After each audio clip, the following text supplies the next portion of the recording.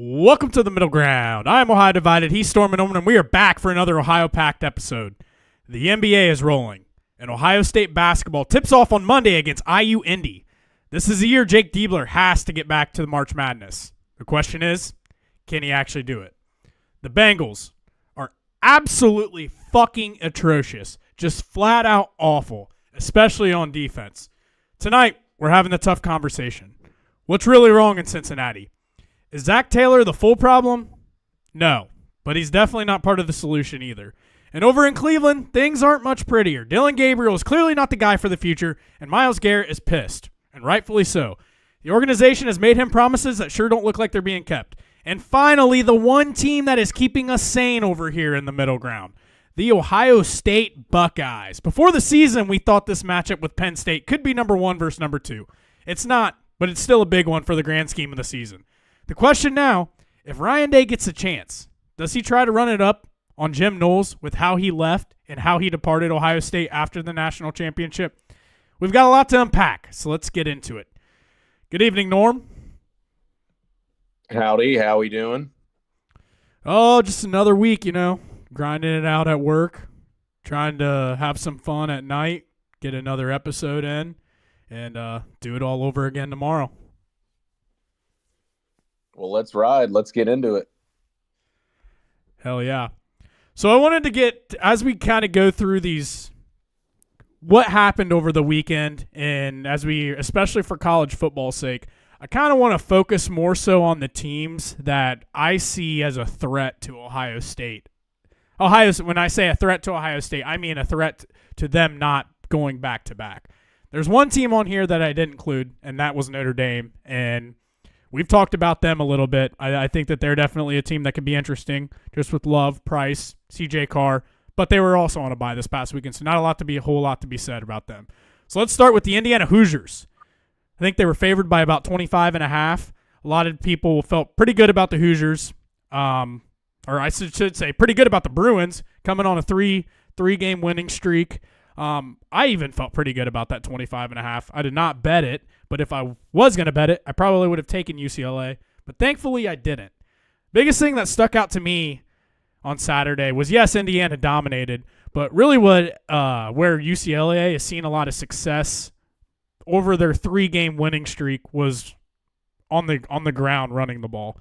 I think they averaged somewhere around 270, 280 yards per game rushing, and that was good for 11th in the entire FBS over that 3-week span. Indiana held them to just 88. It's time to – we've been saying it for a couple weeks now. We think this Indiana team's pretty good, but I think it's even beyond pretty good at this point.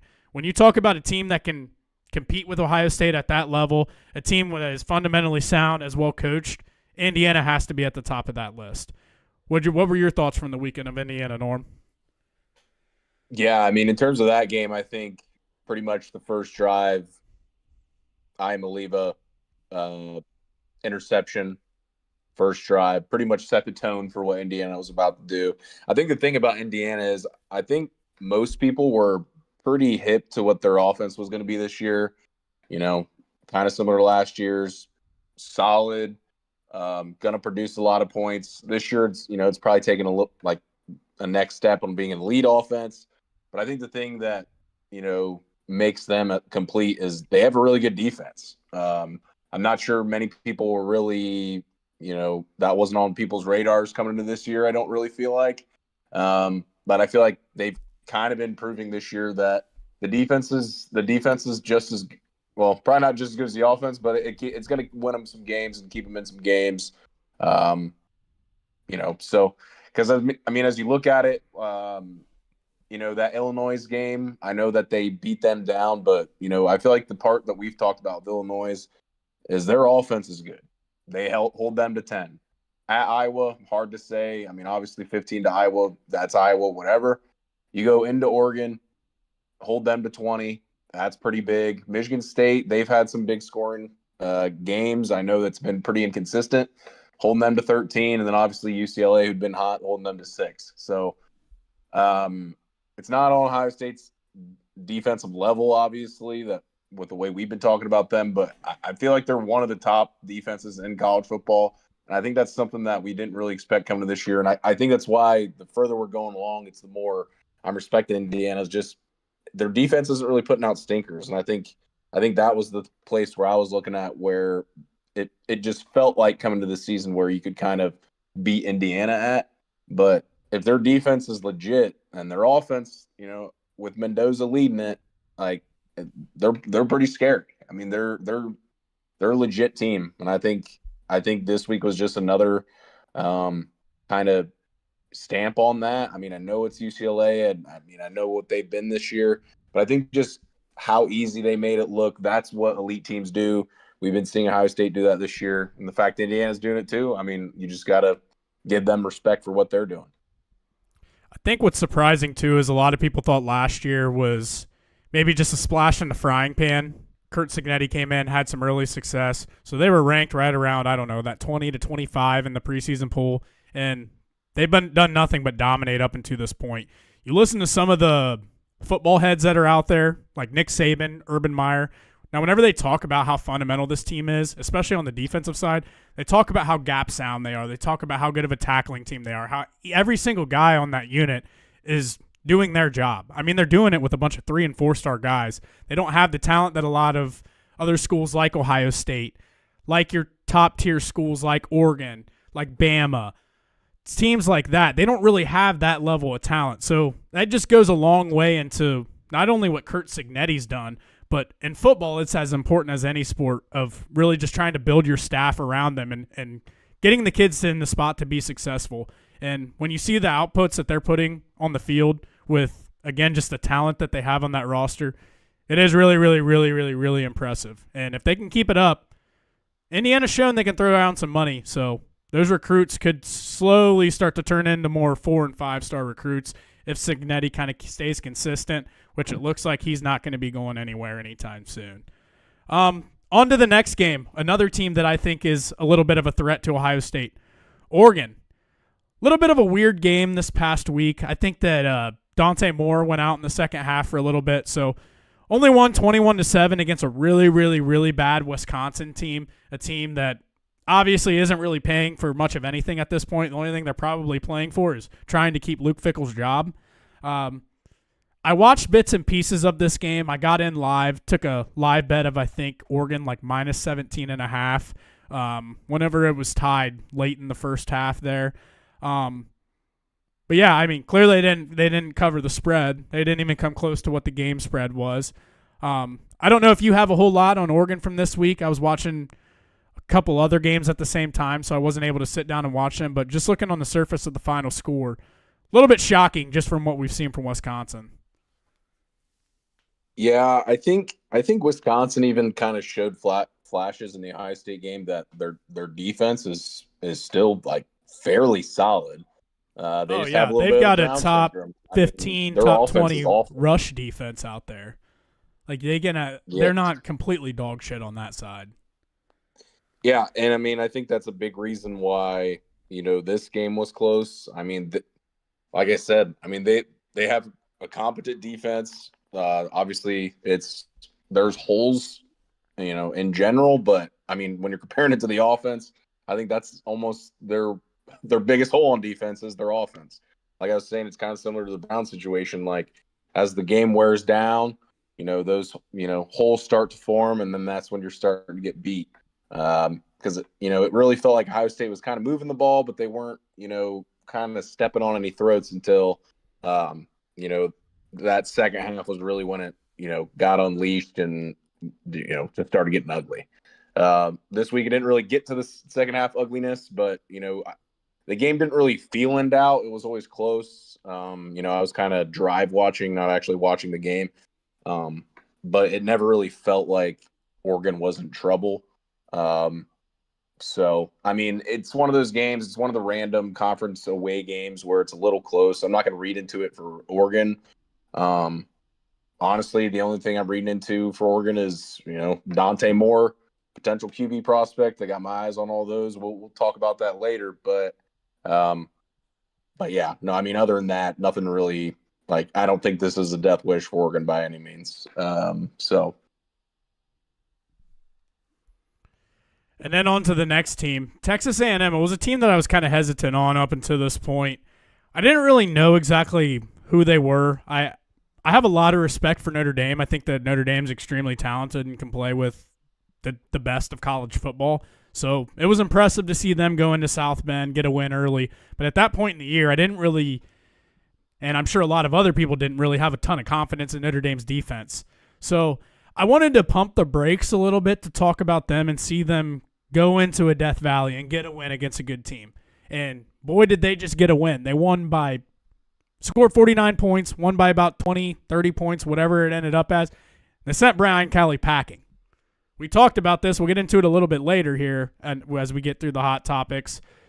We talked about Brian Kelly coaching for his job this past Saturday. And never in a million years did I think in any world would a LSU team with the guys that they have on in that locker room get blown out the way that they did. The biggest thing that stuck out to me is that Texas A&M defensive line is nasty. And I know a lot of people will say LSU's offensive line's not very good, which they haven't been. They've struggled this year up until this point. But, I mean, they had it wasn't just one or two guys. Like, it was consistently 3, 4, 5 guys getting after the quarterback, and really they took out LSU's quarterbacks blanking on me right now, but they took him out right at the end of the game. They took Nussmeier out right at the end of the game because he was getting so bullied and getting knocked around so much. So I think it's time to talk about Texas A&M. I think that they're an actual threat. I think they got some dudes on that defense that can cause some issues for Ohio State as we get into the playoff. Yeah, no, I think this was kind of that game that was kind of the prove it game that I was looking for. I think almost the fact that this game wasn't a blowout right away. I mean, LSU, there was kind of some fluky things happen in the first half, but LSU comes out, they're leading at half. But Texas A&M just comes out hair on fire and just dominates from the kickoff in the second half. And I think that kind of proved all we needed to see on Brian Kelly, and that's why we're seeing him fired literally that night. There was always talk about Ohio State paid for their national championship last year, whatever, $20 million. LSU also spent $20 million this year. Texas Tech has spent, a lot of money. Texas Tech, they look like a good team. LSU, they've got 3 losses and will not be making the playoff. You have to set up the team to win. And I think at the end of the day, it's set up to. So the fact that, a guy that has the pedigree or the thought of pedigree of Brian Kelly, there's clearly something missing. And I feel like that's when we started seeing some of the things that kind of got kept under wraps, while he was at LSU, and then people are starting to flock to be like, yeah, no, this guy did not believe in LSU. He did not give a fuck. He was on his retirement tour. This guy wasn't hiring his own coaches. He was firing coaches that he was told that he was going to keep.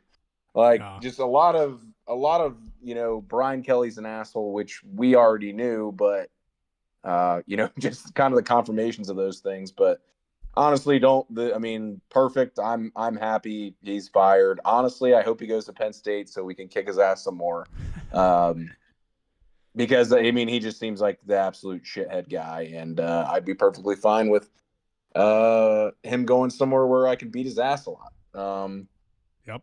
So yeah, LSU, we'll see. I think honestly, there's an element of me is like, because Nussmeier made some throws. I think there's something there. I think he can come back another year. So I feel like he's a perfect candidate to come back, and we may be seeing him in the 2027 draft. Him and Arch Manning would be the top 2 that come to mind that stay and develop a little bit more, get more playing time in big games and whatnot, and see if they can kind of figure out some of these things that they're fucking up at this point. But yeah, no, at the end of the day, it's about Texas A&M. They seem real. I'll believe in it. They've been a team that's recruited well always. They did well in the transfer portal this year. We look at that defensive line. There's a lot of studs there. I think the receiving core is, kind of more put together than what it had been. I think that comes from the transfer portal. They were getting some, highly touted recruits, but a lot of those guys were end up leaving. The funny part about A&M was they recruited so well to have the other teams recruit their players from them. So now we're seeing them, kind of settle in with some guys from whether it's transfer portal, recruit stand, whatever. And I think Reed looks to be a legit quarterback too. Yeah. There are some big plays and big throws he made that, I think kind of opened my eyes a little bit. I was, a little up in the air with how I believed in him. And I think going into Death Valley at night, like a lot of the reasons why I thought LSU would kind of win this game were reasons why I kind of come away thinking Texas A&M's legit. Like Death Valley is a very tough place to play. That's been noted by people in the SEC for many, many years, whether they had a good team. And whether we think what we want, LSU's a decent team this year, regardless of, the Brian Kelly shit. But yeah, just the absolute beatdown that they ended up putting on LSU makes me believe in them full-heartedly. Yeah, I find it funny. You mentioned the $20 million roster with LSU and like Texas Tech and things like that. Well, Texas is reportedly spending $40 million, and I think it's fair to mention they've been an absolute shit show this year. So I always found it kind of funny when people were bringing up like Ohio State went out and spent $20 million on their roster. They bought their roster. It goes to prove money isn't going to solve all your issues. You got to have the right guys with the right culture and the right coaches in the seats. Just because you have a big budget and you can go get some guys out of the transfer portal, that doesn't ultimately equate to wins and championships. So see some guys out there trying to follow Ohio State's method of last year and not going as well as what they thought it would be. And the last team I wanted to get to, Alabama, a team that I think they've got some offensive firepower, at least in the passing game. Still have some questions a little bit, for one, on their defense, and then two, their ability to run the ball. I think that they ended up averaging something like 3.5 yards per carry, but 3 of those carries were long runs that kind of inflated that number by a wide receiver that they have. But Jam Miller only averaging 2.6 yards per carry. South Carolina hasn't been good this year. They're 3-5 for a reason. Obviously, we kind of noted this one last week. This is going to be an interesting one, a potential upset that could be looming here. Bama ended up figuring it out in the end. Ty Simpson stepped up at the end there and made the throws and made things happen when they really needed to. But when I just consider like talent and like firepower, Bama's a team that you have to worry about. They have dudes over there, Williams, Bernard. They got guys that can make plays and probably give our secondary that's also talented some fits. But I'm not necessarily too crazy worried about them. I think as long as you can kind of keep those receivers under control and get after Ty Simpson a little bit, I don't think the defense is good enough to keep him in the game, and I don't think that they're going to ever have any kind of sustained running attack to kind of keep themselves from being one-dimensional. I think they're ultimately going to have to throw the ball 40 times at least if they get into a matchup with Ohio State, and I think that favors Ohio State ultimately in the end. Norm, your thoughts on Bama, and then if you're going to rank these 5 teams, and if there's anybody else out there that you think needs to be made note of as a potential threat to Ohio State, bring them up as well. But if you're going to rank these teams 1 through 5, Indiana, Oregon, Texas A&M, Bama, and then Notre Dame, 1 being the team that you're most worried about, 5 being the team you're least worried about, what are your thoughts on Bama, and where would you rank those 5 teams? Yeah, so I think right now I'll start with least worried. We'll go with 5. I think least worried, I'm leaning Oregon right now. I think the Indiana game kind of exposed some things. Dante Moore, how elite is he? I think he has to be elite to beat Ohio State. We'll see if that's if he can put that out at a consistent level. I think their defense is good, but is it good enough to slow down Ohio State? So Oregon's probably my number 5. 4, I think I'm going to go Notre Dame at 4. I think a part of it is they still got to make it.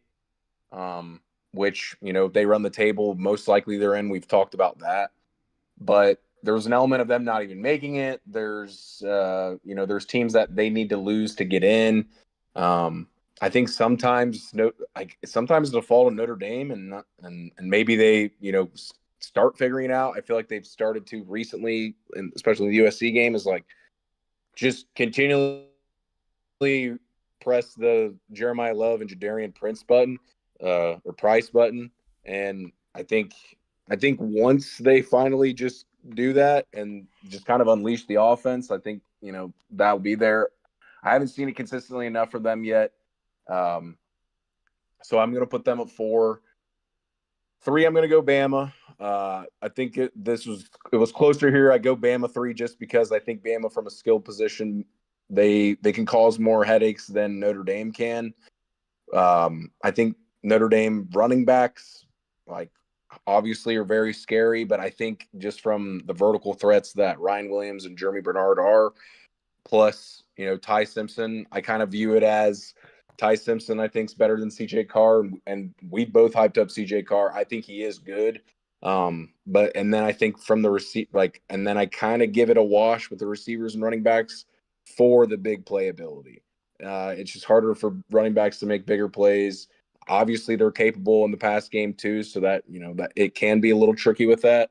But I think the Alabama receivers scare me just a little bit more, and I think it's just kind of just from a little bit of a personnel thing. I think Ohio State's like front seven's been dominant. Obviously, secondary has also been very good, but I just think Ryan Williams is elite. I think him and Jeremiah Level are similar levels. And then I'm probably giving Jeremy Bernard a little bit of an edge over Darian Price. 2, this is where it's interesting. I think I'm gonna go A&M at 2. It's kind of a coin flip for me here. I think A&M is excellent. I give Indiana the edge at 1 more so because of I believe in Mendoza. I think Mendoza's the number 1 overall pick, or if he's not, I think he's the top quarterback in the draft at this point. And with that, I think just the familiarity, obviously, it was 1 regular season game last year, but just kind of there's an element of when you're in the conference, you kind of got a feel for another team. And, Indiana, when they weren't great, I remember a week 1, 2 years ago where Indiana battled the hell out of us. There was no reason for it to be a game. And, they battled. So it's like, if we find ourselves in a situation where, it's Indiana, there's going to be more pressure on us to beat Indiana than Texas A&M, if that makes any sense at all. Just from the conference factors of it, there could also be a rematch situation. We beat them in the Big Ten championship, play them in the playoff, or lose to them in the Big Ten championship, could play them in the playoff. So I just think they cause more risk just from a familiarity standpoint that I'm going to give them the edge over A&M.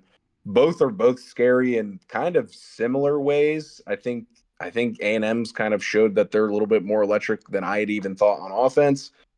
I would say they're probably a little bit better on defense, but for me, I think if someone's going to beat us, they need that elite offense because our defense is so good. So I'm going to give Indiana the slight edge for my 1 through 5.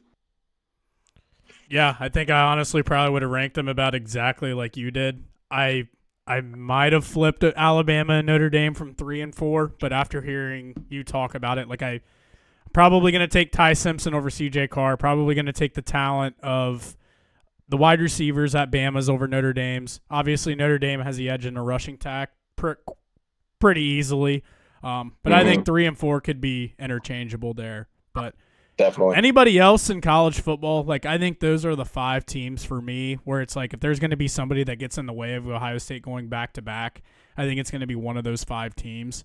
Is there anybody else, at least from talent perspective, just seeing how good they look, that's out there that you think could give Ohio State fits? Well, I think I'm just looking at the top 25 and going down. We talked about Georgia. I don't think either of us are worried about Georgia. Nope. Neither of us really believe in Stockton. cross them off.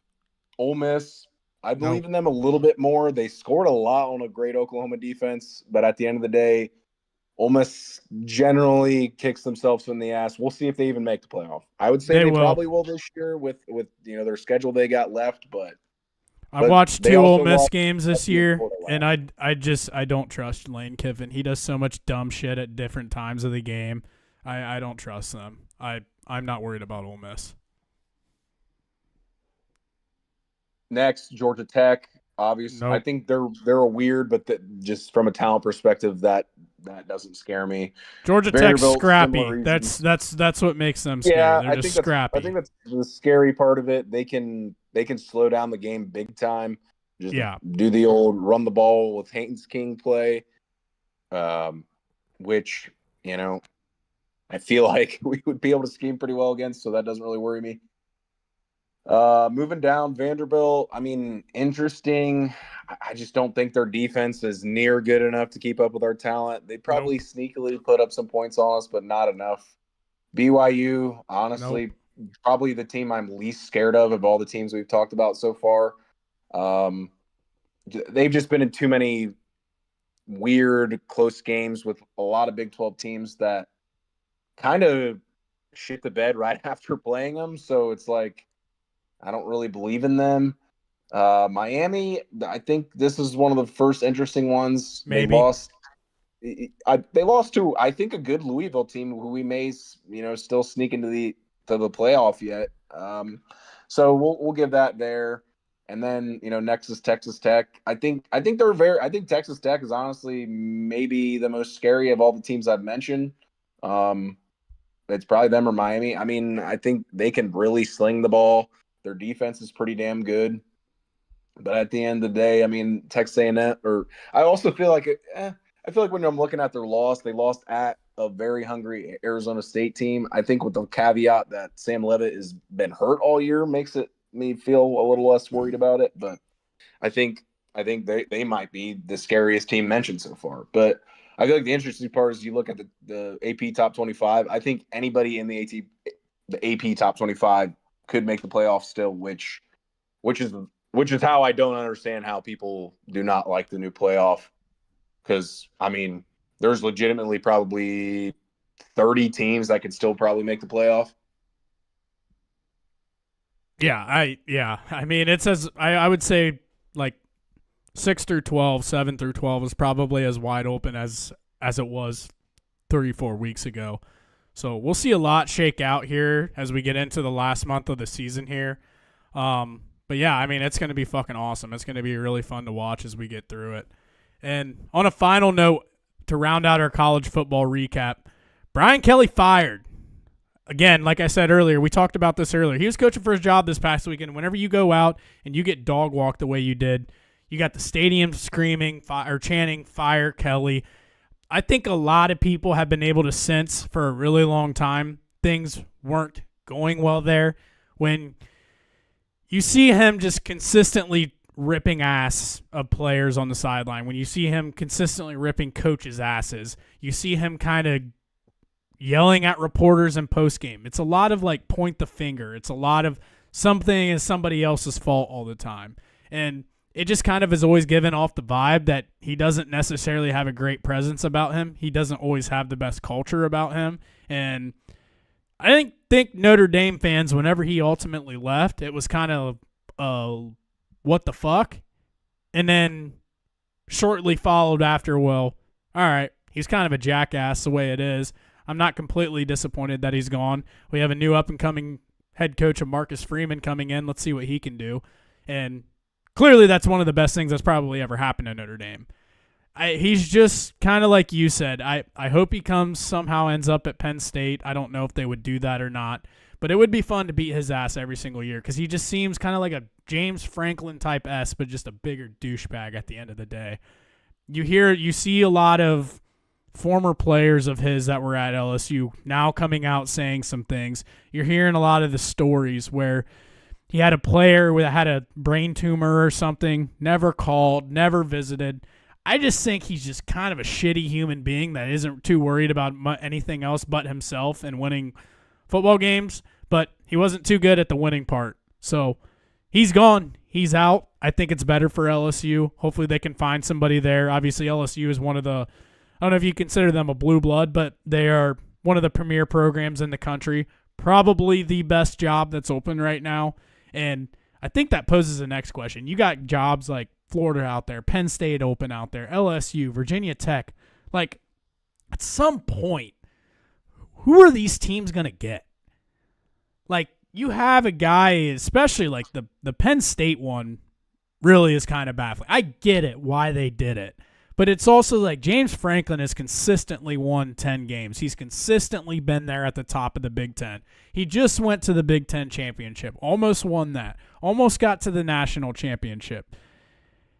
At some point, like, you're going to be bringing in either a recycled head coach like a James Franklin, like a Brian Kelly, like a Billy Napier, like a Jimbo Fisher, like an Urban Meyer, or you're going to be taking a swing at a young up-and-coming head coach, a guy like a Brian Hartline.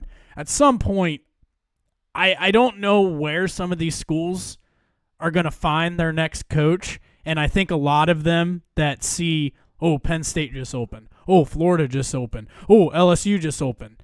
They're kind of like, oh, shit, if we're going to ever make a change or we're going to bring in a new guy, like, we need to do it now because that's a good job. They're going to go get the next best guy on the market, and the next best guy might not be there for a little bit.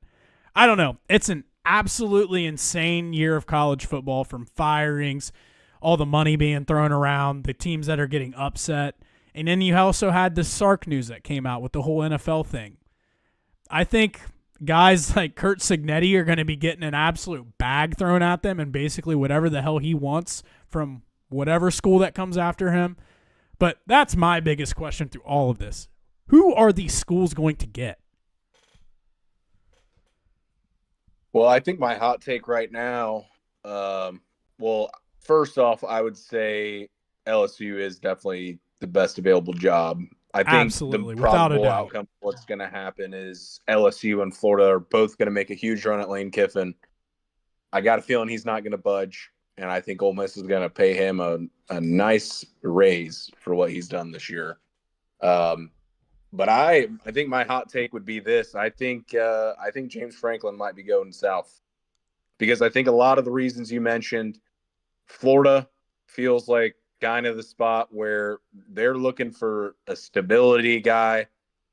Yeah. I feel like that's kind of the Billy Napier experience was kind of a roller coaster ride that no Florida fan was really enjoying. And no. I think the thing with Penn State was I think they got bored. Yeah. You know, we're losing every big game. We'd rather redo and try again with someone else versus continually doing that.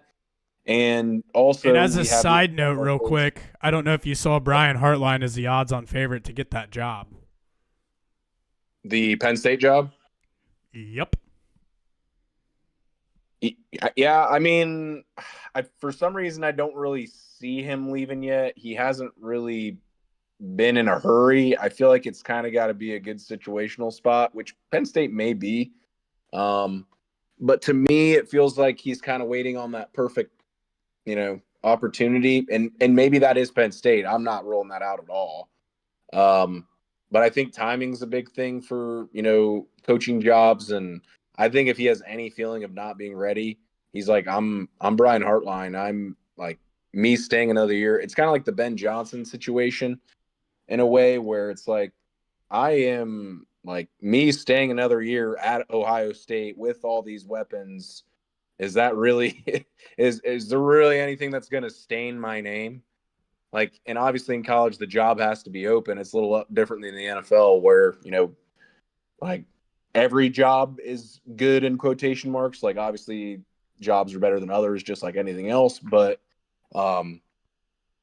still, like Brian Hartline almost feels like one where if someone gets a whiff of where they might be able to get him, they fire a guy that maybe, keeping him comfortable. Where that is, who knows? But I think that's an interesting thought. But I don't know. I think that's kind of showing how much of a crapshoot the Penn State job is too, because Matt Rule had all that talk about him, but it's like Matt Rule hasn't really won a big game either. I mean, not since Baylor, and like Yeah. Nebraska has a solid enough team where you'd think they'd be upsetting somebody or beating Michigan at home or, you know, not getting walked down by a Minnesota team that ends up getting walked down by Iowa. Like, to me, he doesn't feel like he's good enough for the Penn State job to be quite honest. Like, and so that's why they're kind of in a weird spot where it's like who's good for Penn State. And really, yeah, that's I think they're the biggest wild card job. I think the other jobs um, are are going to be a little bit more straightforward. I'm not as in tune with Oklahoma State and like Virginia Tech situations of how they go about hiring, They're but just generally, fucked. I mean, I think Virginia Tech is kind of in a weird situation where they got passed by Virginia. That job isn't as, pretty as it was in the early 2000s, right after the Beamer Ball days. So to me, it feels like a situation where they're probably a type of team that's taking a swing on one of these young bucks we're talking about. And similarly, Oklahoma State, they just fired their legendary coach, probably deservedly so. They're gonna we think they're gonna reset with another old man? No, they're No. probably gonna go young buck coach too. So to Yeah. me, that's where those kind of feel that way. What the name is, that I have no idea, but that's where it feels like for that. And then Florida and LSU, they feel like they're going to be the ones taking the swings. And I don't know if James Franklin's a swing, but I think he's a single. And I feel Yeah. like in the SEC, you hit a single, it's looking a lot better. I mean, we talk about SEC bias, blah, blah, blah. I mean, there is some, but I do think the SEC has a deep, like, it's also fair to say the SEC has a deeper, like it has the deepest conference. I think that's fair to say Yep. because there's 8 to 10 teams that are pretty damn good. I would say the Big Ten is probably 6 or 7. Yep. So I don't think it's crazy to say the Big Ten, like the SEC, is deeper. And then, you look at that. So it's like, okay, well, if Florida right now, let's say they're the 10th best team in the SEC. If James Franklin gets them to the consistently fourth or fifth best team in the SEC, that's making the playoff here and there. Like maybe winning 10 games or probably more than 9 games in the SEC.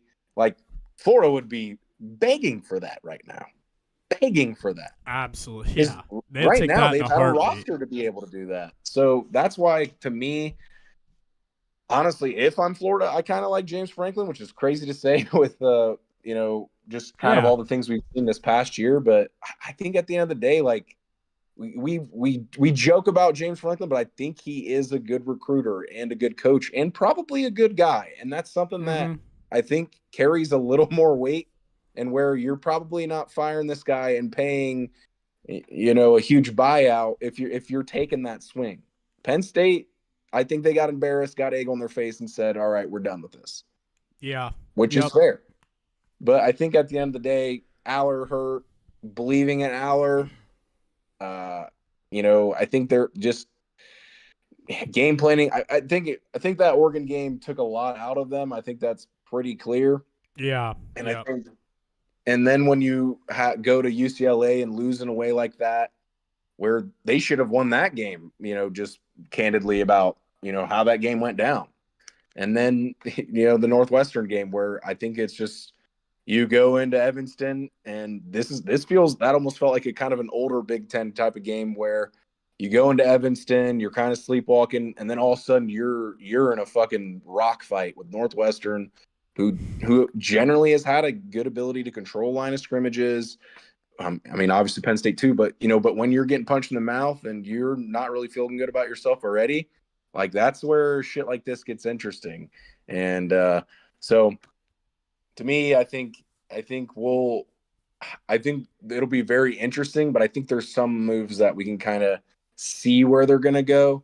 But yeah, I think it'll be super interesting to see what ultimately shakes out because maybe in Oklahoma State or Virginia Tech are going not necessarily going for the new coordinator guy, but they're getting young buck from maybe a smaller school or maybe an ACC coach makes that jump to go to a more comfortable spot, than in Penn State or whatever, or more of a wild card spot that of a guy we're not really thinking of right now. But so yeah, I think it'll be super interesting to see how this shakes out. I think obviously LSU, like I said, is the most intriguing job. So we'll see how this turns out, and there'll be a lot of money being paid as coaches again this offseason. Yeah, I think that's the other part. Where they're getting this money for these buyouts to then go be able to go get a new coach and then to be able to go set aside some money for a roster.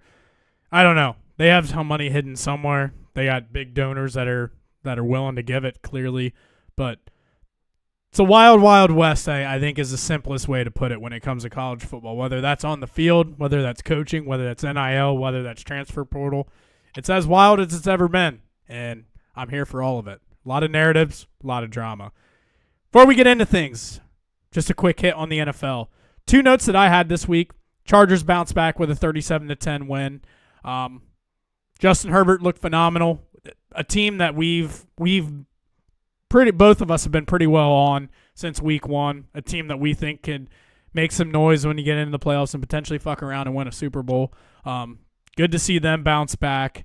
I don't think either of our favorite teams are going to be competing with them in the playoffs, so not really anything that we need to necessarily care about. And just kind of in some other AFC North news, the Ravens got a massive, massive, massive win on Sunday over the Bears.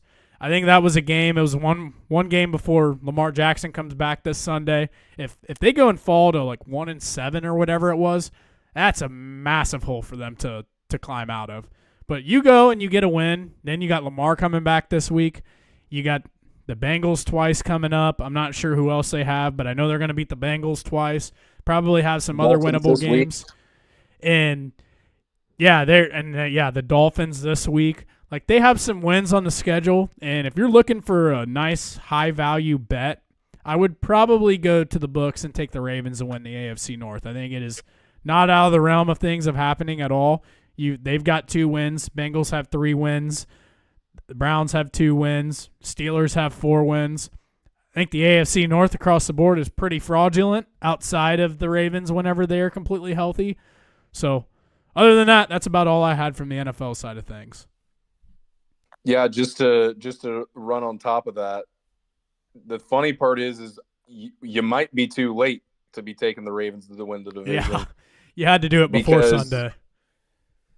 Because the Ravens are now minus 130 to win the AFC North. Are they really? It was like plus 400 or something, I think I heard on another podcast last week. Yep. So, I mean, that Bears game was their season, basically. They had to win it. On game day, I ended up taking the Ravens just because it screamed a game the Ravens need to win to make the playoffs. That's why they start Tyler Huntley instead of Cooper Rush. I think there was just a level of comfort. Cooper Rush was just a dumb decision from the jump. Yeah, and I mean, I just think from a fit standpoint, like, he's had some good backup times. I think they might have got a little too greedy with that. It's like, just run your system. Like, you run the ball well, just stay on that lane, have a more mobile quarterback, to act like you got your little mini Lamar offense that, is obviously not going to work as well, but you got your little mini Lamar in there that can kind of do similar-ish things to at least kind of keep the offense afloat. I think it's a lot of, like, just don't change your identity either. Like, Cooper Rush, having him at quarterback with how you run your offense completely changes most things that you do, whether that's design QB runs, zone reads, moving the pocket to get the quarterback out of the pocket and throw on the run, where Tyler Huntley just easily slides right into that spot. He can play a Temu version of Lamar pretty easily. He can do a lot of the same things, same schemes, same approaches that you had with Lamar. So I thought it was crazy that they even started Cooper Rush from the beginning.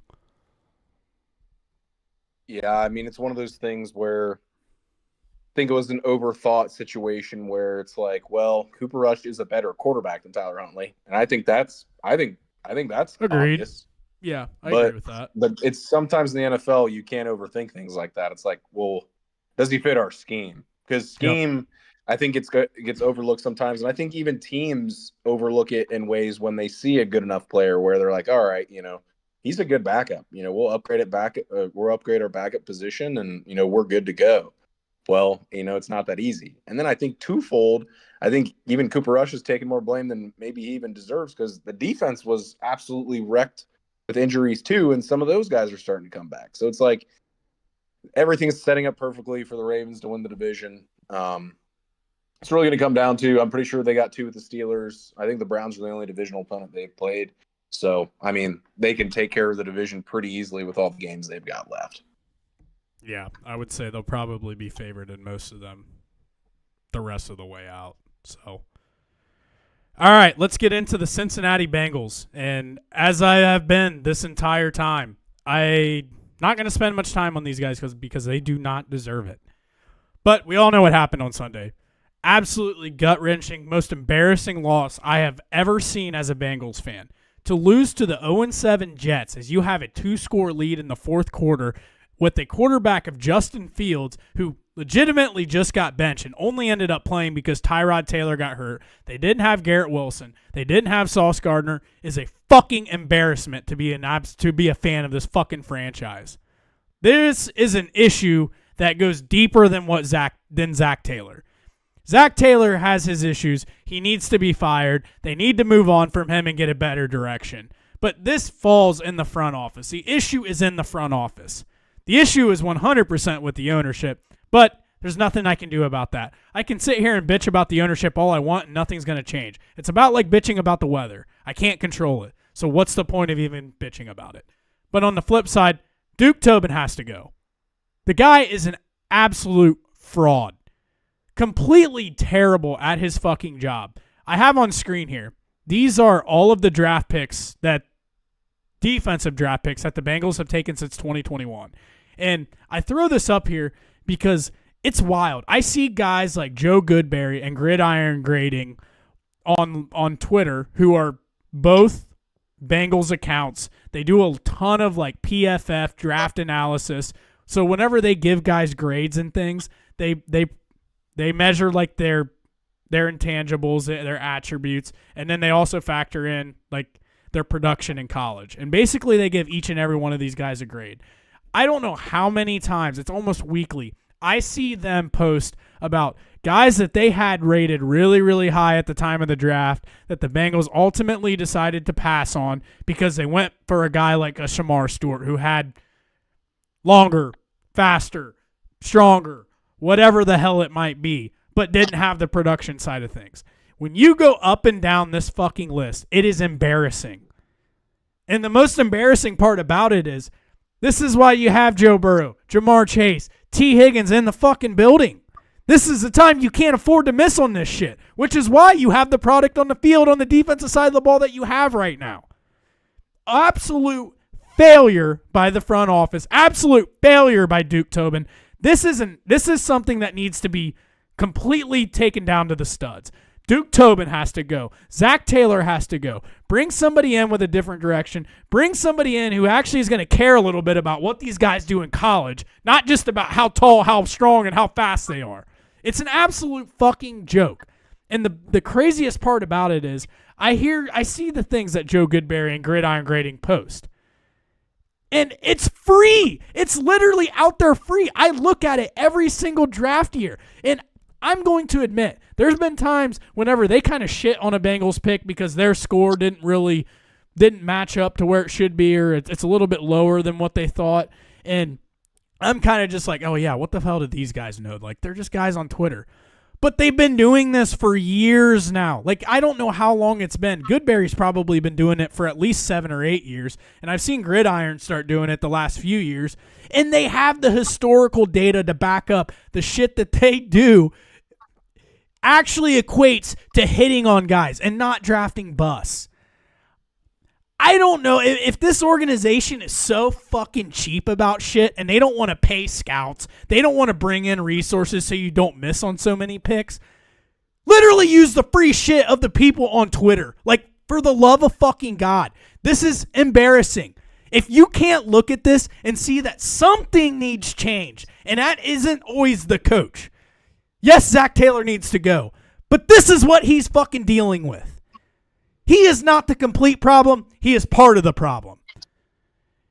And until something changes with their approach to the draft, they are forever going to be at the bottom of the league. They are forever going to be the joke, the laughing stock of the AFC North, of NFL, just nationally. I am so sick and tired of sitting here and watching just bad pick after bad pick after bad pick. They haven't hit on a defensive lineman since I've even been in my fucking 20s. It's embarrassing. And I am done with sitting here trying to defend them, trying to understand the angle that they're trying to take. I am fucking done. I believed for a couple years that, hey, they might be doing some things different here. No. They are the same old fucking Bengals that are ran by the same old broke motherfuckers who want to run this team like they have no cash when they absolutely have cash, and they have cash to spend on players to improve the roster, and they don't always do it. Other than that, that's all I have to say. I mean, honestly, not really anything to add. I mean, it's kind of been the Bengals. There's nothing else to talk about. There's nothing else more to talk about. They suck at drafting, and that's why the issue is. That's why they're in where they're in. It's not the fact when you say they're cheap that they don't pay guys. They clearly pay guys, but they don't draft well, which allows you to have sustained success and remain and have cheap rosters. That's how the good teams stay good. It's through the draft. They keep their youth in there. They keep their budgets low. They keep the labor low, essentially. And that's where we're at. There's nothing more to be said about it. Yeah, and I think the comparisons easily, like, when you look at the draft, it's the same way like corporations look at the college market. Like, I'm gonna try to find the next, new, young, smart, talented person that I could pay as cheap as I possibly can. Yeah, it's exactly it's like the same that. way in the NFL. That's why draft picks are so valuable now and can get you a vet or whatever. Because it's like, well, I'm paying this guy so much.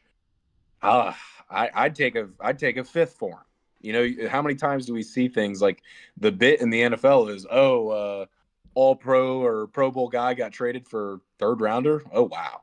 And things like that. Yeah. So it's like, the thing that's it, like, and the thing is like the part that I think is very frustrating for me on the Browns side of things is it's almost the opposite in a way. It's the plan. It's about if you believe in the plan. Like the Bengals in a way don't really feel like they have a plan. It feels like their plan is to keep Joe Burrow and to keep Joe Burrow happy. And then that's kind of the plan. And hope it works out from there. Exactly. And I think the part that's irritating me is for the Browns is they kind of had a plan. The plan got blew up by an owner that was like, well, you're letting go of our quarterback, and the whole Baker Mayfield fiasco that we can talk about time and time again and all the details on that. But the moral of that story is it was a divorce, and it was an amicable divorce. Both parties wanted to be done with each other. So what's Jimmy want to do? Well, we got all these fresh picks. Let's trade for a guy who's been a Pro Bowler and been a great quarterback in the past. So you kind of blow up, kind of the plan you had. The Browns had been they still are good at this. It's the only way they've survived this is Andrew Berry has the problem with him has been hitting on draft picks, and that's been the complaint with him, because I would say his percentages are probably lower than a lot of other guys in the league. But the thing he was killing at was manipulating the cap and being able to keep guys. Yeah. Because at the end of the day, it's like, if we get the guy on our team, we can extend this guy, and we can, we can do all these things with signing bonuses and do all this shit to get guys and keep the cap low and carry over money and make our salary cap higher than other teams. And it's also like, look at what the Lions are doing. They just signed Aiden Hutchinson today, and then I'm sure you saw the tweet out there too of all these guys that they've signed the past few years.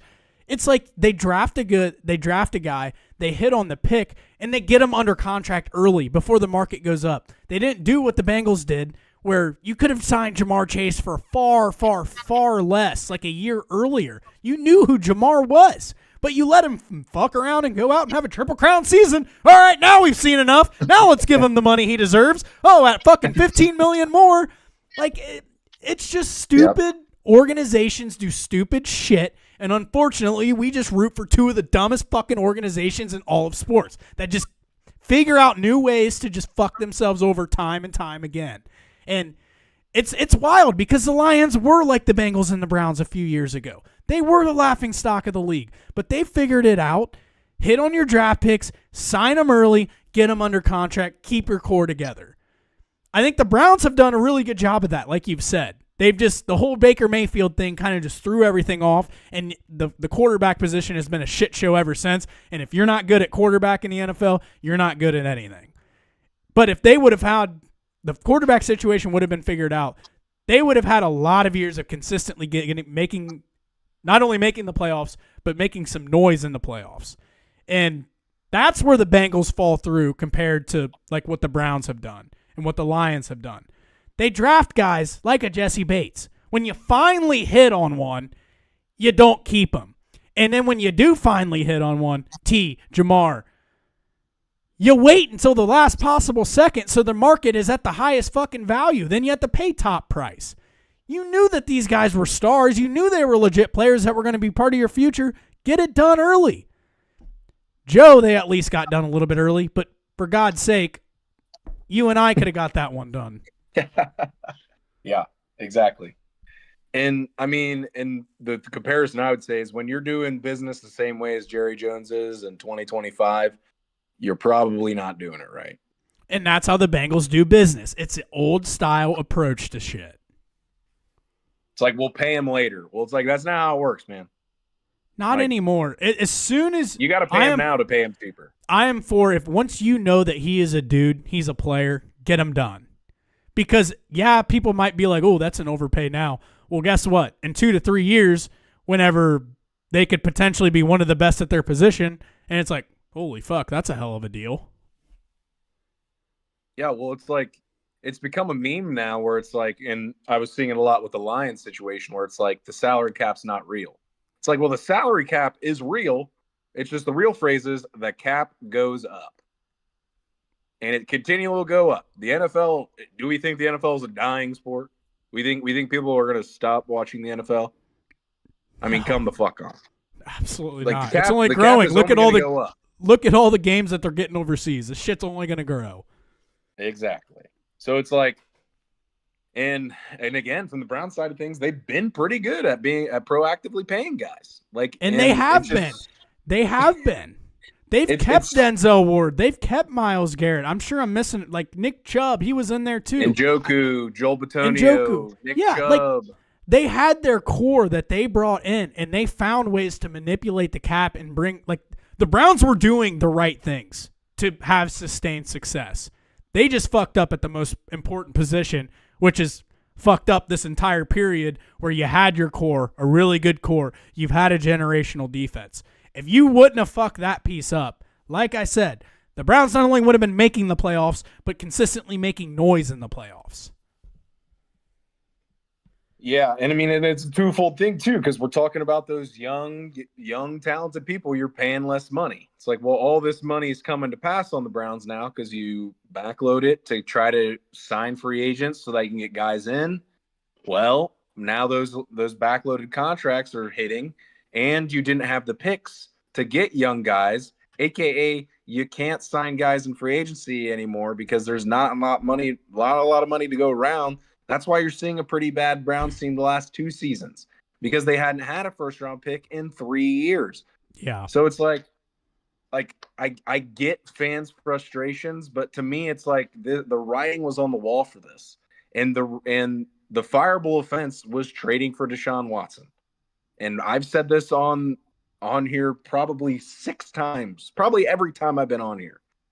The most obvious sign that Andrew Berry and Kevin Stefanski weren't the masterminds behind the Deshaun Watson trade is the fact they still have jobs. That's the biggest evidence in the entire fucking world because if they were, they would have been gone 2 years ago. So a part of me is like, if Jimmy's thumb is just out of the pie now, And he's just like, all right, football guys, I did really fuck up on that. Hand up. You guys take care of business. We lock in. We strap in this year. This year's going to be rough because we're not going to be able to acquire skill positions because it's not really a good idea acquiring receivers or whatever in free agency. Just the hit rates are very low, and you're generally paying a lot for the value. Just plain and simple. The draft, I think there wasn't a lot of receivers that I would view as like team changing in terms of receiver ones. I would say there was probably two: Terrio McMillan and Emeka Ibuka.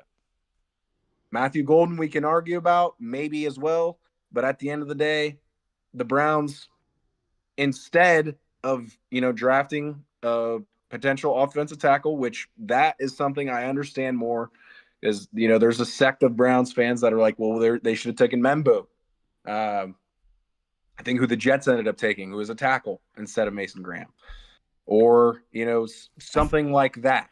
If like I was the Browns, I would not be complaining about the draft. The only pick I'd probably be bitching about is the Gabriel pick because that really didn't make sense then, and it really doesn't make sense now. But other than that, the Browns absolutely killed the draft.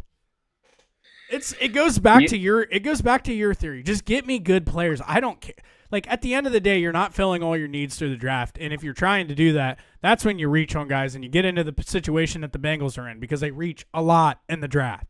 If you just go out and get me good players and we'll fill it in from there, that's when you hit on picks. That's when you get difference makers, and that's when you get dudes.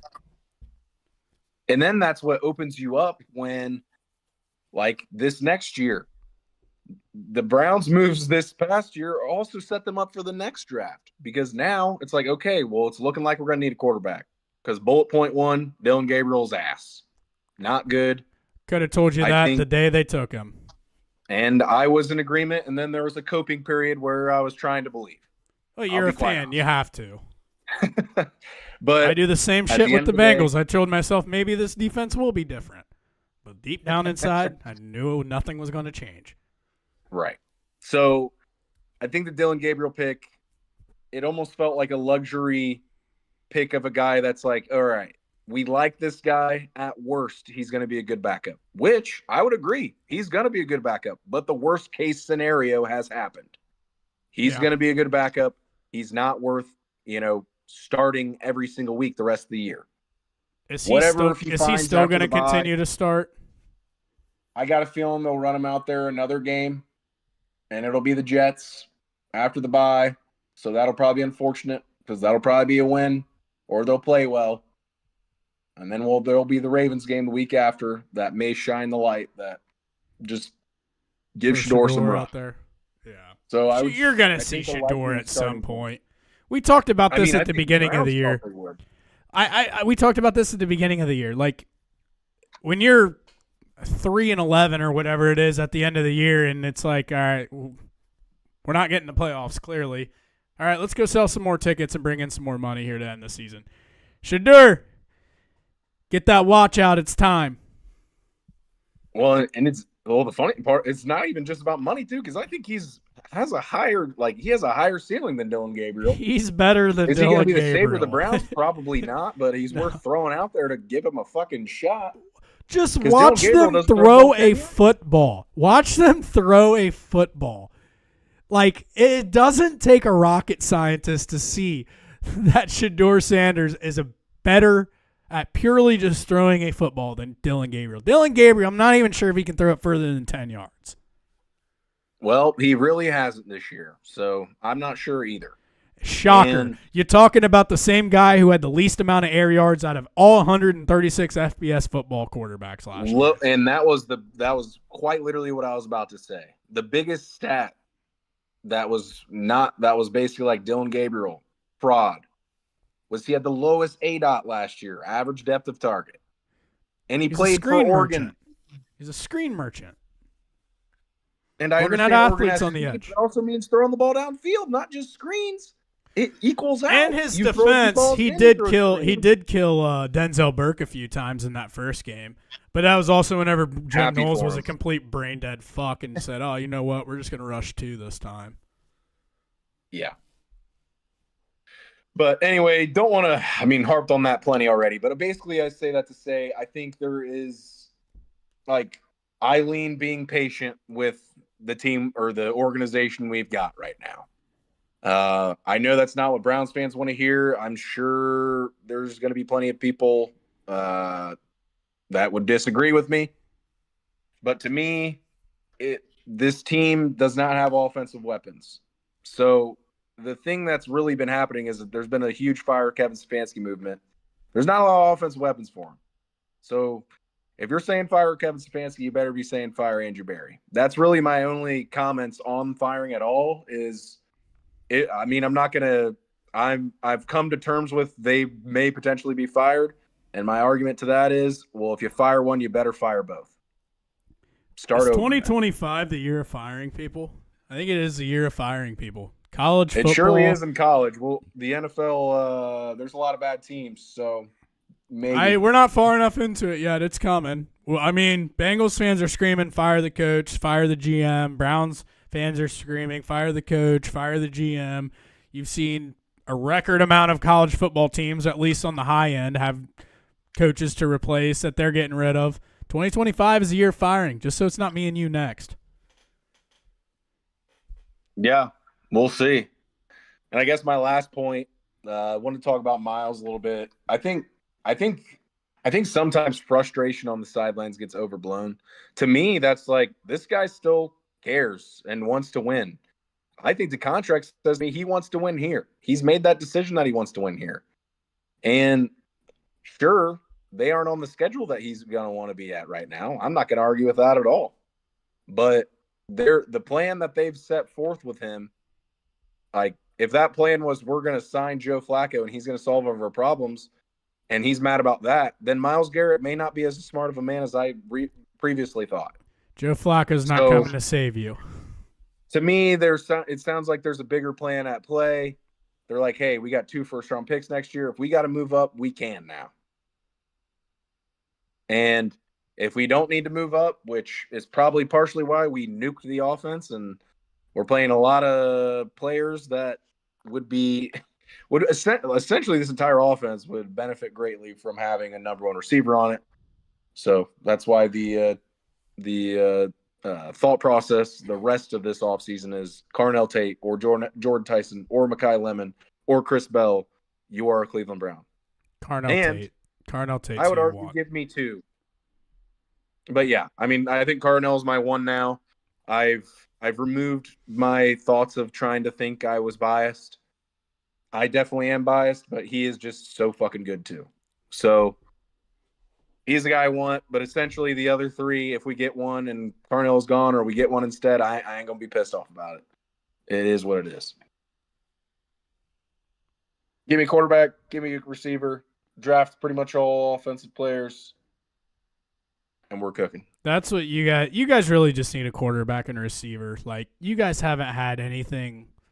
Like, Baker was fine. You didn't really have the receiver side of it. I know you had, like, Jarvis was solid.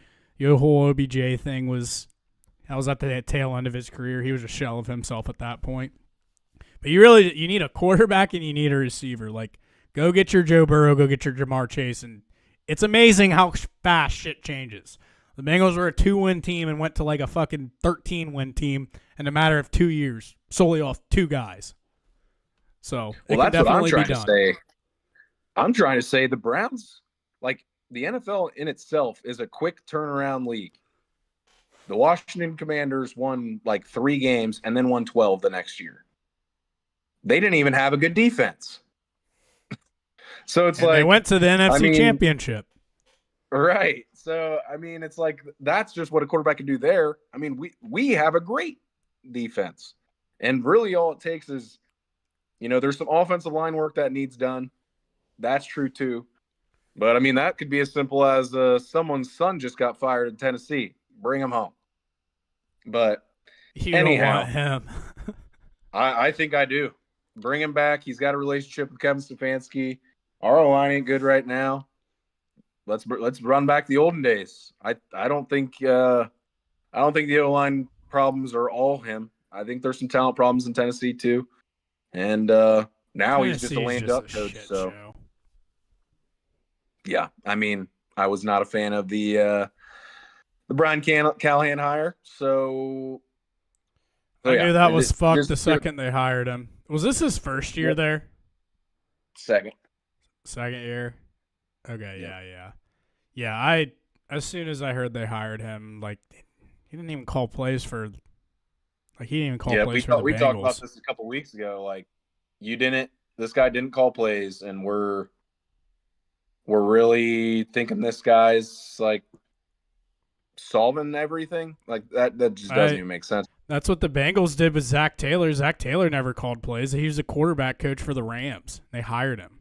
The Rams were just really good at that time. It was like 2017, 2018 time frame when The they McVay days is what we'll call those. yeah, he was a McVay merchant.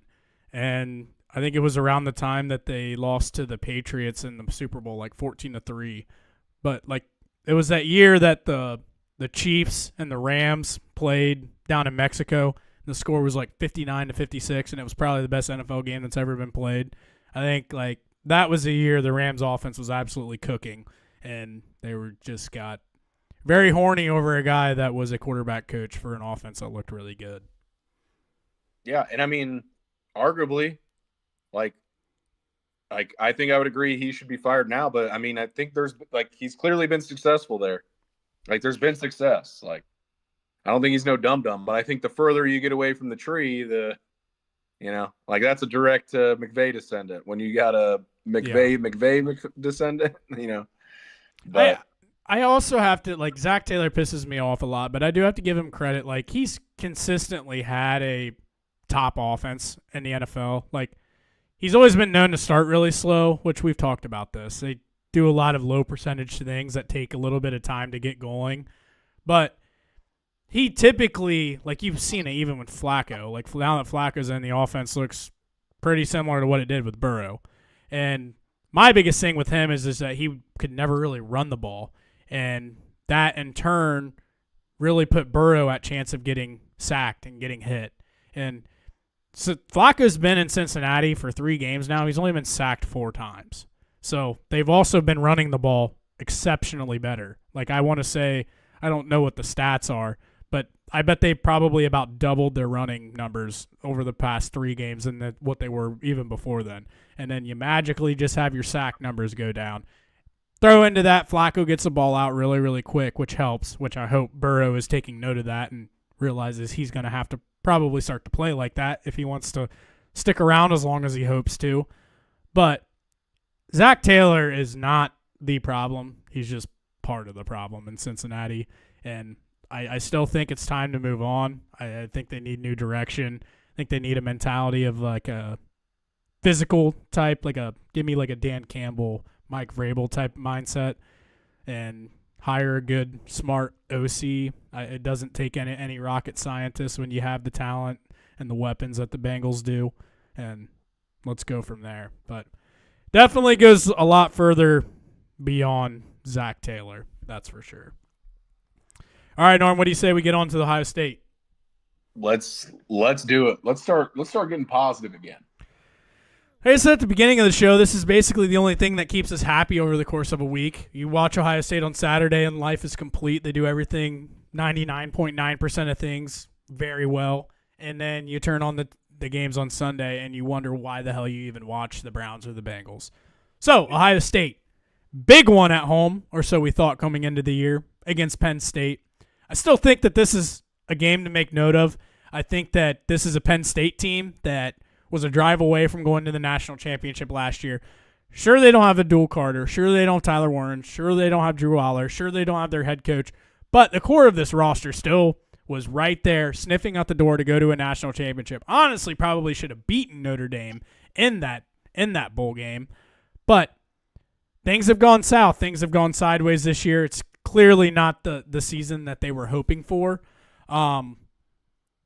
I don't know. I think that this – I said that this instantly turns into their Super Bowl. Like this is the one game that they have everything. They're going to throw everything at you in this game. So for me, from Ohio State's perspective, I want to see that focus and I want to see a maturity of a team that you're coming off a bye. It's a team that you should dog walk. You're favored by like 20.5. Don't sleepwalk through this one and let them hang around Come out, show me that you are for real about being legit and going back to back and doing all the things that we talk about.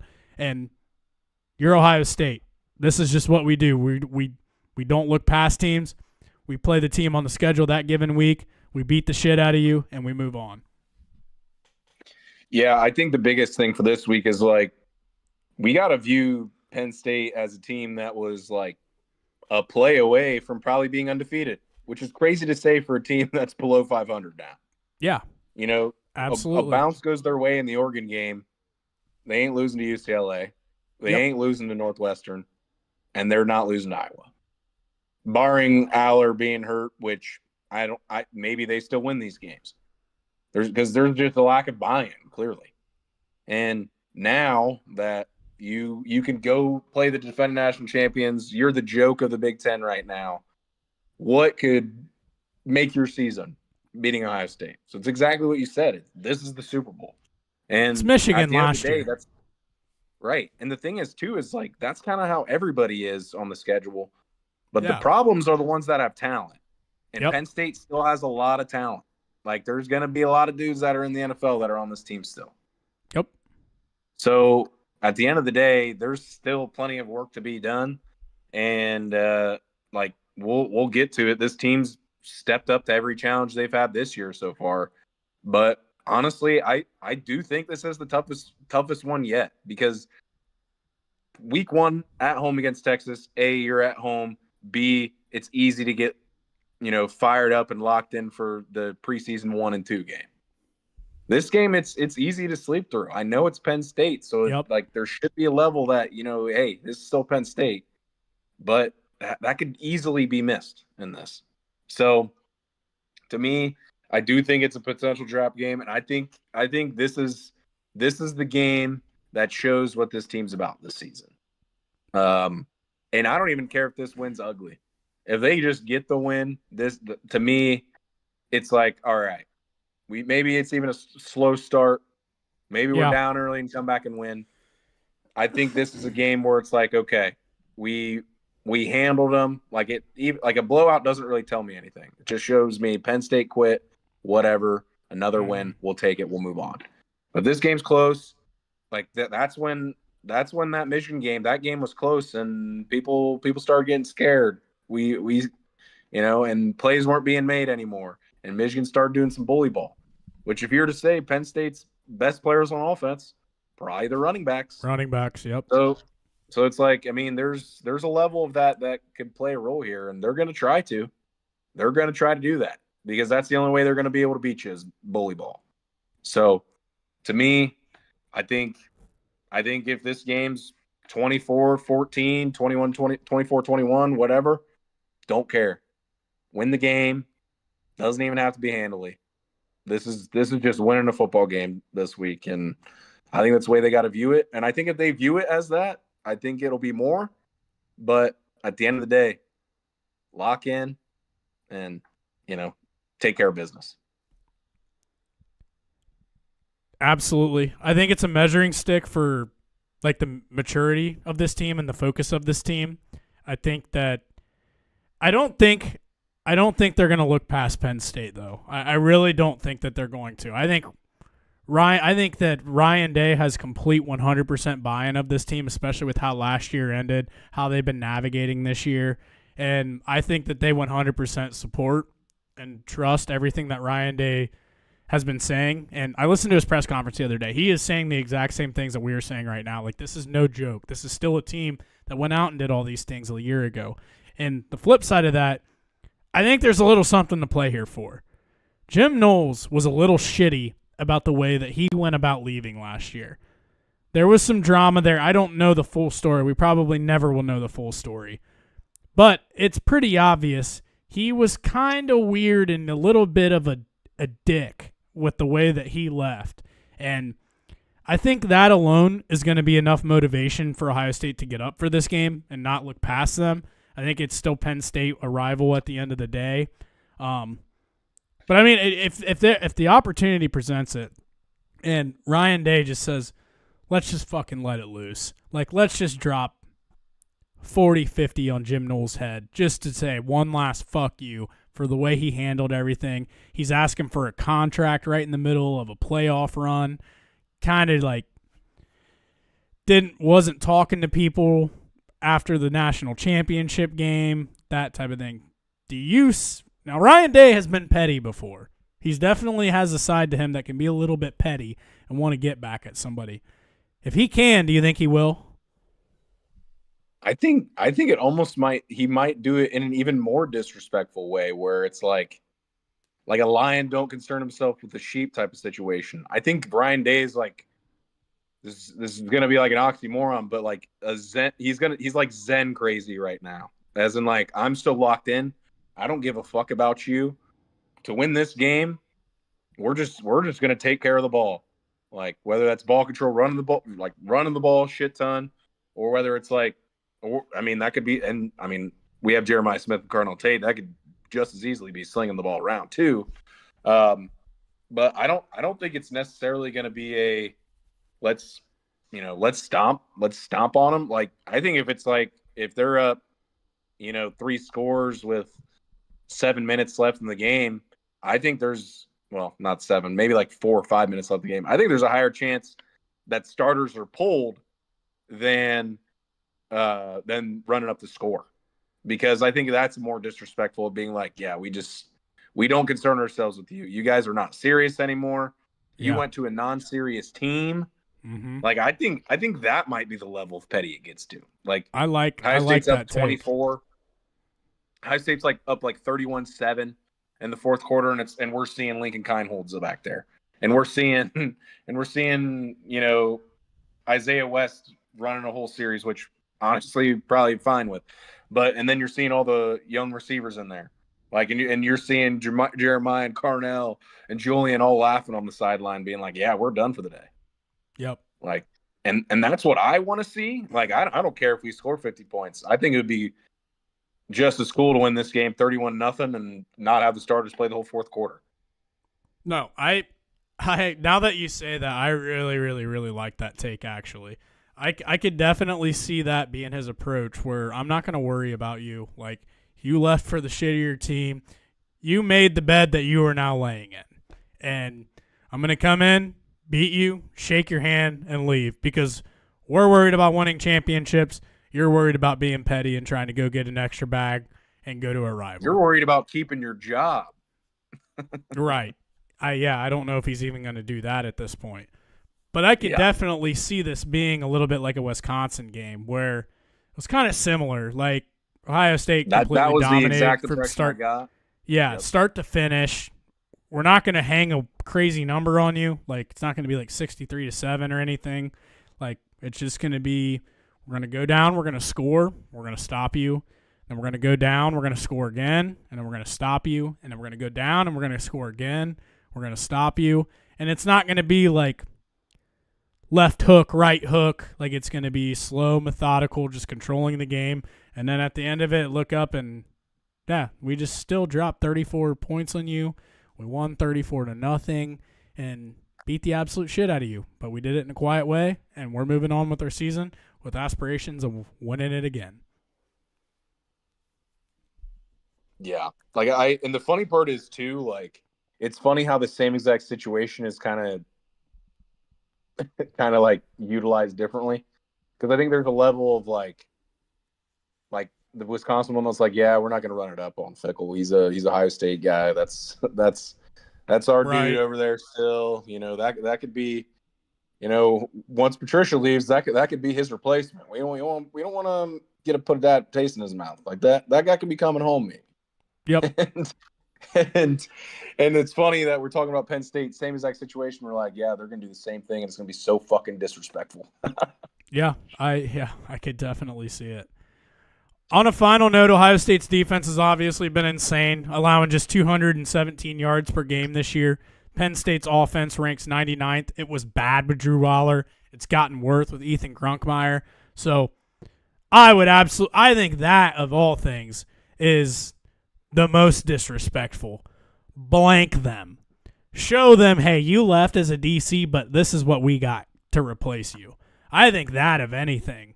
Nobody cares. I mean, scoring points on them is one thing, but just being like, yeah, our guy that replaced you just blanked the fuck out of It's you. way better.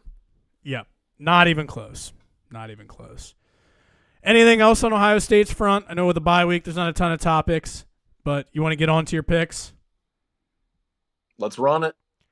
I do have a question, Norm. You're sitting at 19-32 this week. I know we missed a couple weeks with me moving, missed a couple shows and whatnot. Ohio State, your favorite team, is 6-0-1, the only team in college football that is undefeated against the spread. You have not taken them once. Well, let's be nice here. Not officially. The Texas Or did game you? we talked about, and I ended up making the under as the official pick there. Okay, yeah, that was a better pick, I would say. I would say it's mostly I'm trying to focus on some big fish matchups, and honestly, Ohio State hasn't been one in a little while, and this Penn State would have been one. Honestly, if we want, let's put one on the books. I think Ohio State keeps. Is that the extra one you were telling me about before the show? Nope, there's another one. We're in the Before we get buddy. into it, I think it's pretty crazy too that there's a narrative out there that Ohio State hasn't played anybody in the competition that they've played is horrible and whatnot. Them and Indiana are the only two teams in college football that have 5 wins against teams with winning records. Funny how that works. But we'll just let it play out. Just keep telling us that we suck. We haven't played anybody. We'll see you in the playoffs. All right, getting into it. Norm's first pick of the week. Baltimore Ravens, 7.5-point favorites on the road at the horrible Miami Dolphins, who just got a really big win against the Falcons. But typically, this is how it goes. You get a big win, you're probably going to have a letdown, and the Dolphins suck. Lamar Jackson's back. They're getting guys back on their defense. The Ravens are primed, coming off a big win in Chicago, ready to roll. Talk us through it, Norm. I think you hit it all fully. This Ravens team, they're looking for wins. They're looking to do it in style. They're going to be focused early and often. This is Lamar's first game back. I think there was a concerted effort of like, hey, instead of having him come for a short week and play on Thursday night, we're going to get rest. We're going to win this fucking game. And then we're going to have Lamar fresh on Thursday night. He's going to dominate, and then he's going to get extra rest for the week following that. So to me, this is just all the signs. This feels a lot like that Bills game last week that ended up being an absolute fucking banger. The Ravens murder. I was watching that Bills game last week, and I was like, should have alted to 20. This feels like one alt in the 20. Won't be doing that on this one either, but Ravens 7.5 feels very easy, but I'm not going to be greedy here. We're going to take the 7.5. We're not going to alt it. Love it. Like it. Put it in. Next one, Vandy on the road at Texas, -2.5. Longhorns coming off a big comeback win against Mississippi State on the road. They were down as much as 38-21, came back, tied it at 38-38, ended up winning in overtime right in Brandon Walker's face in the corner of the end zone to win 45-38. Arch Manning kind of had a pretty good game last game. I think he had 350, 400 yards, 3 or 4 touchdowns last week. Maybe it's the time for he's going to start hitting his rhythm a little bit. I think the biggest thing that surprised me the most is Texas's defense has been pretty solid up until this point, and then they go and allow 38 points against Mississippi State, which was a little surprising. The flip side of this, Diego Pavia said that he thinks that he deserves to be the Heisman winner. And this dude, the last 3 games, has thrown for 198 yards, 160 yards, 129 yards, 2 touchdowns, and 2 interceptions over that span. Diego Pavia has a big name. Vandy keeps winning. I think the team around him is pretty good. But I don't think that he is the level of player or playing at the level that he wants people to think right now. I like Texas as well, but tell me why you took the 2.5 for the Longhorns. Yeah, I mean, last week, Texas, obviously the scare of Mississippi State. To me, the comeback almost shows that Texas may have finally been scared straight, that your season is done with 3 losses. You don't got enough big wins on that yet. So, and well, especially if the third loss coming to Mississippi State. I do think there's a scenario where we see a 3-loss Texas team with the schedule they have left still making the playoff. But I'll get to that after. But I think Texas Texas offensively, there looks to be a little bit more clicking there. Arch isn't locked in to play this week. I foresee the line moving a little bit if he's cleared. Honestly, I don't think it matters. Vandy hasn't been great on the road, and when you look at Vandy, they've really played. Let's check the. I believe they've only played one. Okay, they played two true road games this year, and one was to South Carolina when Lenore Sellers got hurt in the first quarter, and the other was Alabama where they were beat by 2 scores. So a lot of they've had a little bit of home cooking going on. There's no problem with winning at home, but it's not playing in Austin, and I think Texas is locked in. I think this is a big game for them. It's similar to. I'm ready to get burned again because it's similar to the LSU situation. Yeah. The difference was that one was on the road. I think Texas here, we're looking at this and we're like, oh, obviously Texas was going to beat Vandy. And I think that's where we're going to sit Saturday afternoon when this game's over. So give me Texas to cover the 2.5. Love it. Next one, Oklahoma on the road at Tennessee. Tennessee favored by 3 points. Oklahoma lost a shootout, I guess you could say, against Ole Miss this past weekend. John Mateer, since his injury, broke his hand. Since he's came back, he's looked pretty rough up until this point. Tennessee, on the flip side, I think that they've won some games, but there's a narrative out there as well, similar to Ohio State. Who have they played? So I would say this game, if I was going to pick, I view both these teams as being pretty even amongst the two, which is why I think you see the -3 with Tennessee being the home team. Typically, a home team gets 3 points. But walk me through Tennessee. Yeah, you hit a lot of the points. I think the main one, honestly, is John Mateer.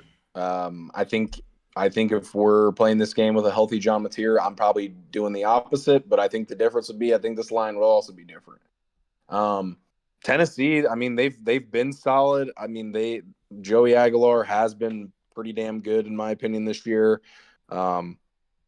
Tennessee obviously has that game against Georgia that's really kicking them in the ass at this point, but they've been solid. Oklahoma, I think I thought they were an elite defense. I know Ole Miss has a good offense, but there's just a game where they couldn't get any stops. Like it felt like Ole Miss should have scored even more points than they scored. So to me, this one feels like they're going on the road. They're going to Knoxville. They're going to be yelling Rocky Top. They take this one over. Night game, Knoxville. Give me the Vols -3. Love it. Next one, USC, 6.5 point favorites on the road going into Lincoln, taking on Nebraska. Why are you taking the Trojans? I think this one's interesting with it being in Lincoln, but I think this one's going to come down to, like, this isn't your typical USC going to play a Big Ten team. This is not as far of a travel for them. I look at their 2 losses. They're at Notre Dame, at Illinois, both games that I thought USC played pretty well in. Just couldn't quite get the defense they needed. I think when I'm looking at Notre Dame and I'm looking at Illinois and I'm comparing to the Nebraska, I'm seeing 2 better offenses than Nebraska.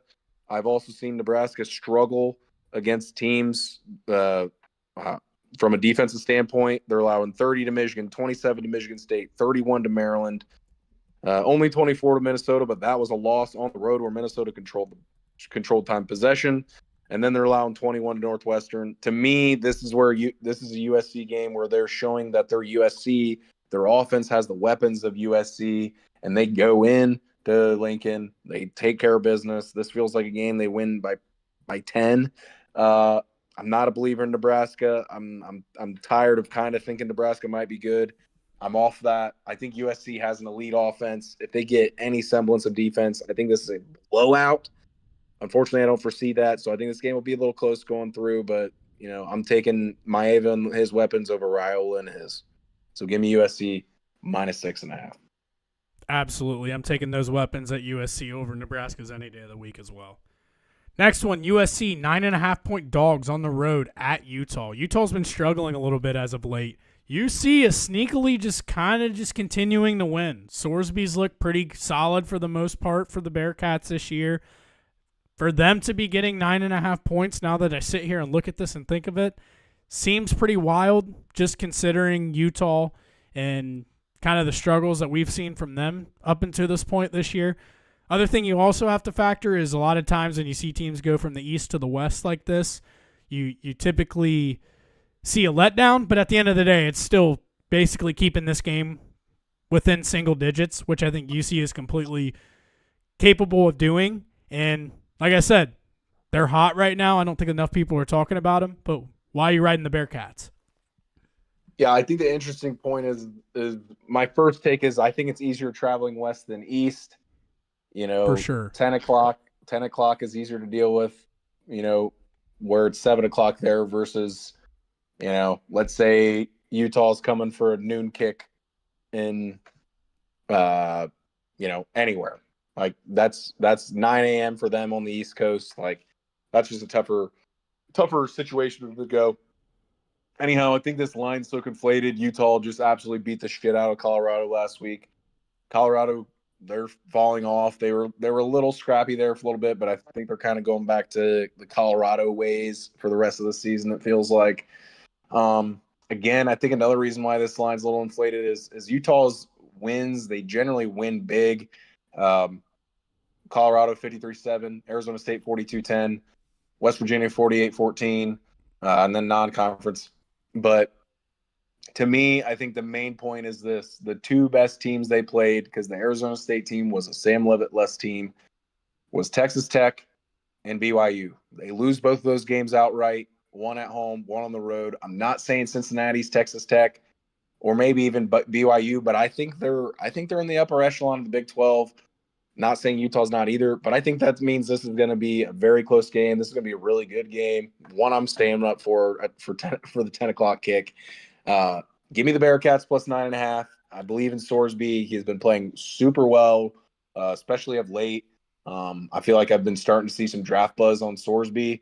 So to me, Cincinnati lose first game, a fake home game that was in Arrowhead against Nebraska, kind of a weird leadoff game to have. A lot of chances to win that game, kept her close, lose that. Ever since then, feel like they've been pretty dialed in. Go to Kansas when they'd been playing well earlier this year. Go and beat them. Beat a pretty solid Iowa State team at home. Destroy Baylor at home last week. Who Baylor's another one of those teams that can kind of get you. So, I mean, they go to Utah. This is going to be a great game, like I said, but this game's going to be a close game. Cincinnati covers 9.5. And if you're interested in staying up that late, this might be a sprinkle money line Cincinnati, but I'll take the 9.5. If you're up and you're drinking and you're up late, take the money line. Ride the Ohio team. It's one where you might accidentally press the plus money line instead of the plus spread, which to me I think it's something. Depending on where the balance is at Saturday night, we might be sprinkling both. Ooh, let's see where we end up. Next one, Vikings, who have been struggling mightily as of late. Got absolutely embarrassed last week on Thursday Night Football against the Chargers. Traveling to Detroit to take on the Lions, who are favored by 8.5 points. That feels very, very, very, very, very low, which is why I am guessing you are taking it. Exactly. J.J. McCarthy, first game back. Think there's a reason they've been kind of waiting, whether that's, he hasn't been progressing from an injury standpoint. They're happy with what Carson's doing. Whatever it is, to me, that doesn't give me a lot of confidence that J.J. is going to come in, firing. And then two, the Lions are like the Bills. When the Lions and Bills, when they win games, they blow teams out. And this feels like another game where I'm not saying they're blowing them out like the Bills, but it feels like a game the Lions are ending up. They're up 17, and so Vikings get a score late to make it 10, or the Vikings or the Lions end up winning this by 10 or have a 10-point lead the whole time or whatever it ends up being.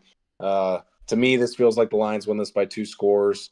That's 8.5. Give me the Lions minus 8.5. Love it. I'm with that one as well.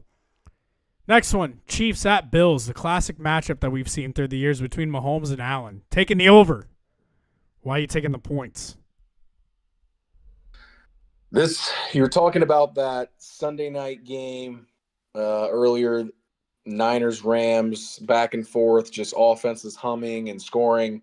To me, this feels like a game. The Chiefs are starting to get healthy. The offense has been following suit with that. They've been playing, pretty rock solid on the offensive side of the ball. Took them a half on Monday night, but, they end up, taking care of business, kind of controlling. Didn't really feel like they were, pushing it as much as they probably could have. Anyhow, Bills, similar thing. They go into Carolina, destroy them. Looking at them, they had two kind of stinker games in a row. But to me, when the Bills' offense is humming, they're scoring 30 points, no matter who they're playing. So to me, this kind of feels like a game that's going to end up being, a 34-30 or 31-28 or something like that, which gets us to that number fairly easily. I think we're going to have an electric game of the week at 4:25 this week, and I'll be tuned in for this one as well. But give me the points. Give me over. It's 2.5. Love it. I think you also said that you're going to take Ohio State minus 20.5 as well at home against Penn State. Add that to the list. And did you say you had one more as well?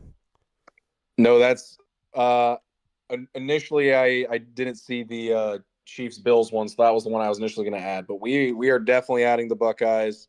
I may be putting my stink on them, but I'm going to take the 20.5. The more I think about it, the more it feels like a game where it's like the Wisconsin game where they kind of just take care of business. They may not be covering 20 in the first half, or they may be up 7 at half, but it's a game where I think they kind of turn it up second half, get the scores, and end up winning the game. Maybe a 24-0, or maybe like pretty much the Wisconsin game, or maybe we're seeing this one and it ends up being like a 38-14 or 38-7 or something like that. All these are getting to places where they're covering the 20.5. So to me, I think we'll know fast in this one. If Penn State's moving the ball pretty well with the run game, maybe this one's not going. But to me, it feels like this defense will be ready to slow down that run game, and the offense will be primed to score. So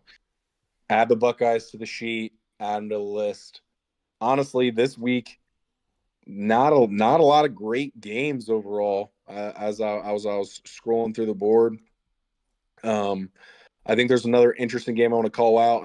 I don't honestly know what I would be betting on it. I kind of have an idea, but I'm not going to put it on the record. But because it's what I'll call my Group of 5 playoff preview, we got Navy going to North Texas this week. Navy's still undefeated at 7-0. They played North Texas, who's 7-1. Last week we saw an absolute electric one with Memphis upsetting South Florida, traveling into town after they had just lost to UAB and a fired coach the week prior. So to me, that tells me that Group of 5 spot is still wide open, and both of these teams are very capable of getting there. I think the winner of this has honestly a very good shot. I seen Navy is just sitting right outside that top 25 poll at 26. So this one's going to be an electric one. I don't have one right now. I think right now I'd lean Navy, but we'll stay away from it for now. But just a call out game to watch. I know it's at noon with some other big games, but if we're seeing blowouts in the Ohio State game or blowouts in the Vandy Texas game, that Navy North Texas game feels like it's going to be an electric one. I heard somebody say the other day that Mestamaker, that's a quarterback for North Texas, said, I'll put a lot of money that he's at Indiana next year, because that dude's just been putting up really, really good stats all year. And I heard that, and I was like, oh, hell yeah, I could definitely see that too. Other than that, I mean, we got Ohio State basketball starting on Monday. I'm sure we'll get into a lot more of that type of stuff the further we get into this. Got a big one with Notre Dame coming up, I think, on November 16th. Other than that, the first few weeks of the season, playing at seemingly nobody in a bunch of mid-major, low-major schools. So get you some more Buckeye content as the further we get into the season. On another note, The Blue Jays won tonight 6-1 to get the series to 3-2. So Blue Jays in the driver's seat. Game 6 is on Friday. I have a feeling this one is probably going to go to Game 7 with Yamamoto on the mound.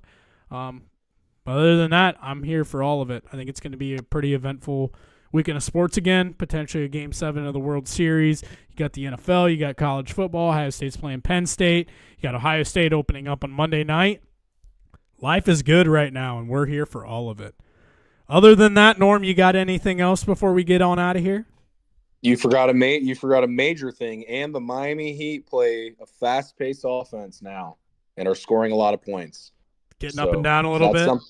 That's something I'm excited about. Scoring 144 last night. I believe they're the number one pace offense and one of the best offensively efficient teams so far this year. So, if you got some sneaky action, I saw the win total for the Heat was 37.5 coming into the year. So you might be still getting some sneaky playoff odds on them for a future pick for those that like the futures. Hell yeah. I'm with it. Other than that, thank you everybody for tuning in. If you could please like, subscribe, retweet, follow, do all the things that help make us grow, we would greatly appreciate it. Other than that, thank you for tuning in, and we'll see you next week. Middle Ground